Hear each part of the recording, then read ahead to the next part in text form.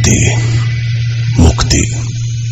मृत्यु के बाद शरीर तो नष्ट हो जाता है, शेष रहती है सिर्फ आत्मा, और आत्मा की मुक्ति के लिए गति की जाती है। पर कई मौतें ऐसी होती हैं जिनके शरीर को ना अग्नि मिलती है, ना जमीन, और ना ही आत्मा को मुक्ति। वो भटकती रहती है किसी माध्यम की तलाश में जो उनकी गति कर सके, मुक्ति का माध्यम बन सके। किसी भी आत्मा के लिए माध्यम कोई भी हो सकता है। मैं हो सकता हूं, आप हो सकते हैं। मुंबई अहमदाबाद हाईवे, एक हाईवे जिसने कई दिल दहला देने वाले हादसों को झेला है, जिसके बारे में कहा जाता है कि वहां अक्सर कई लोग हाथ दिखाकर गाड़ियों को रोकते हैं, पर जैसे ही गाड़ियां रुकती हैं वहां कोई नहीं होता। पिछले साल नवंबर की ठंडी रातों में एक बस इसी हाईवे से गुजर रही थी। कुछ आधी रात का वक्त रहा होगा, सभी यात्री सोए हुए थे। तभी ड्राइवर को बस की रोशनी में सफेद कपड़े पहने एक बूढ़ा आदमी दिखाई दिया, जो बस को रुकने का इशारा कर रहा था। उस्ताद, ये हाथ कौन दिखा रहा है? उस्ताद, बस मत रोकना, सीधी निकाल लो।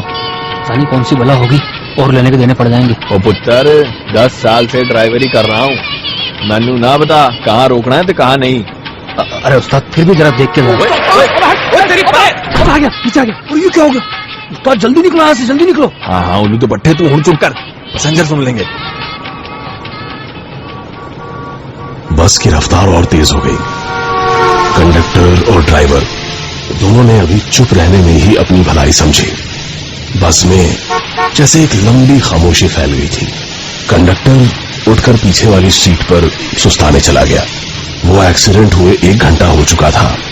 बस अब भी पूरी रफ्तार पर थी।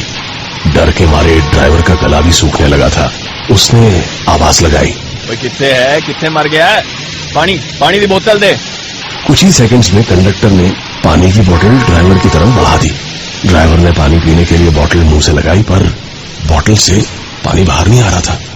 ऐसे लग रहा था जैसे बर्फ की तरह जम गया हो। ड्राइवर कंडक्टर पे चिल्लाया, और जैसे ही पीछे मुड़ा, वही सफेद पोश बूढ़ा आदमी पीछे खड़ा था। तूने बस क्यों नहीं रोकी?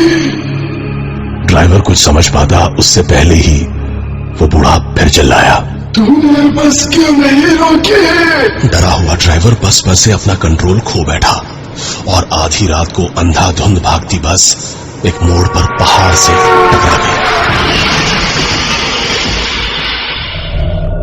टक्कर इतनी जोरदार थी कि उस बस में बैठा कोई भी पैसेंजर नहीं बचा, और कईयों की बॉडी की हालत इतनी खराब थी कि उन्हें कोई पहचान भी नहीं पा रहा था।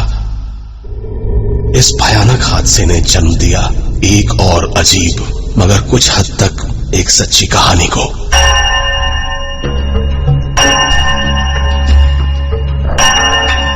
रात के 3 बजने को थे, और इस हाईवे से कोसों दूर शहर में रहने वाले एक आदमी को एक सपना आया। संजय, मैं प्रसाद हूँ बेटे, तेरा मामा, तेरी मम्मी का दूर का भाई। बेटा, कुछ दिन पहले मुंबई अहमदाबाद हाईवे के बस हादसे में मेरी मौत हो गई। मुझे भूख लगी है, थोड़ा खाना भिजवा दे। संजय, और अचानक संजय की नींद टूट गई। माँ बाप को गुजरे कई साल हो चुके थे, इसलिए संजय ने अपनी पत्नी से अच्छा सा खाना बनवाकर किसी सुनसान जगह पर रख दिया।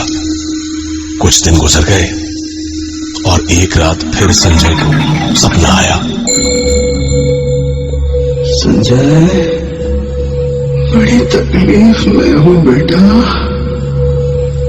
हो सके तो अपने मामा के नाम से कोई पुण्य कर दे, शायद वो ही मुझे मुक्ति दिला दे।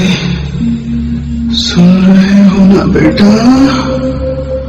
संजय, सुन रहे हो ना बेटा?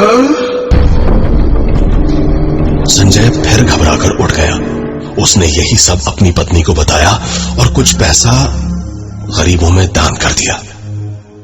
संजय और उसका परिवार खुश थे कि वो किसी अनजान की मदद कर अपनी स्वर्गवासी मां को भी खुशी दे रहे हैं।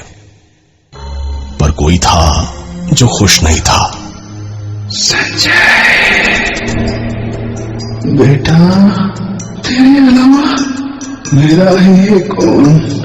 यहाँ अंधेरा है, अकेलापन है।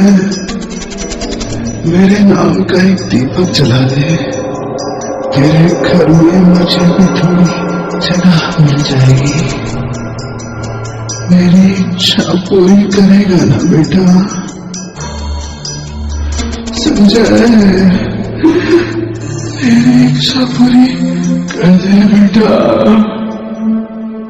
और संजय ने अपने मामा प्रसाद की ये इच्छा भी पूरी कर दी। हर दिन घर में मामा के नाम का दीपक जलने लगा। पर जैसे घर की रौनक बुझती जा रही थी, घर में किसी के होने का एक अजीब सा एहसास होने लगा था।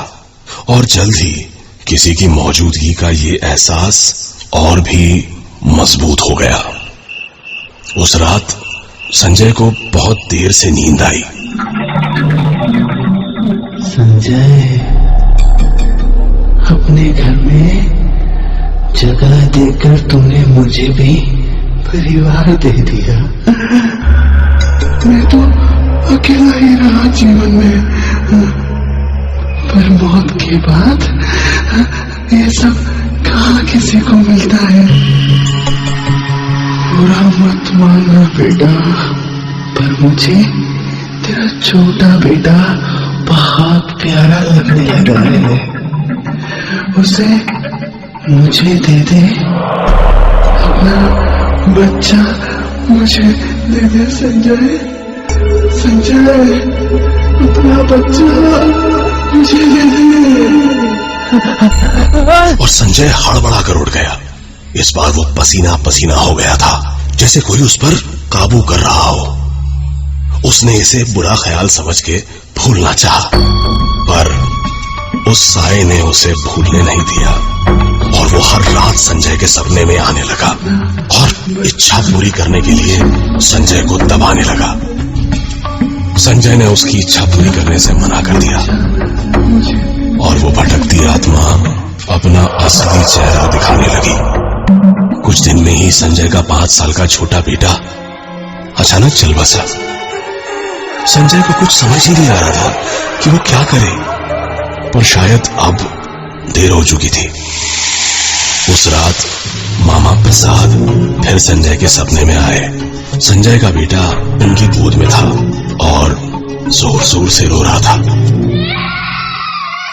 संजय,